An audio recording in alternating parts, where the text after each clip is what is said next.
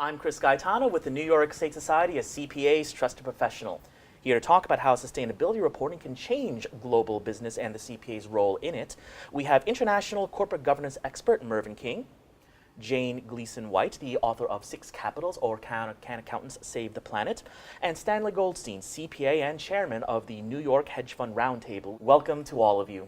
Thank you. Thanks so much, Chris. Well, the word sustainability has been morphed from its original meaning of maintaining, and sustainability has a triple context: economic growth, social responsibility, and environmental protection.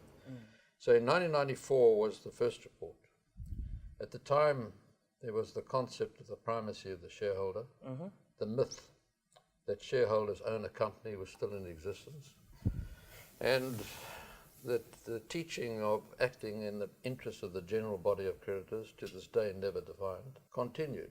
And in the new South Africa, that wouldn't have gone down too well. And in any event, I didn't believe it, because as far as I was concerned, the law was always very clear. And that is that the directors owe their fiduciary duty to the company. This incapacitated entity, which has no heart, mind, or soul of its own. The heart, mind, and soul are the directors. We moved from the exclusive approach to governance, which was a focus on the investor, the shareholder, and to what became known around the world as the inclusive approach to governance.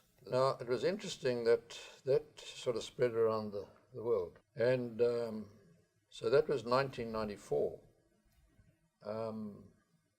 Then in 1995-97, an analysis of companies listed on the NYSE, the LSE, was done. It was found that up to 80% of market cap was not additives in a balance sheet according to FASB standards or IASB standards.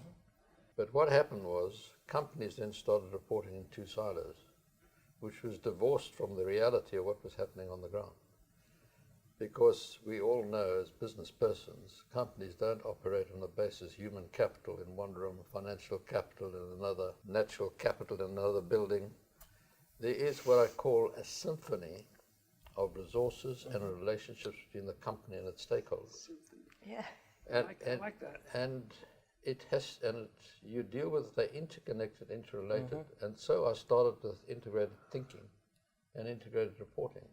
When I heard about the Six Capitals paradigm, as I call it, way of thinking, it seemed to me that here was an opportunity to start thinking about, as Mervyn says, all these things in symphony, which is a lovely way of thinking about it, because having come really from economics, you know, where these things are considered externalities, here with the accountants, suddenly, you know, understanding that these things were all inherently connected, and that seemed a quite visionary, you know, leap of insight that the accountants had, which was really struggling to catch on with the economists.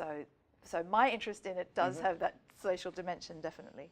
Basically, I think it's for the investors to improve the breadth of the knowledge they have, the transparency of what's going on in business. It's going to help the entire economy because people will invest more logically. And the more money that flows into the world of business, the more jobs are created, the more programs we have.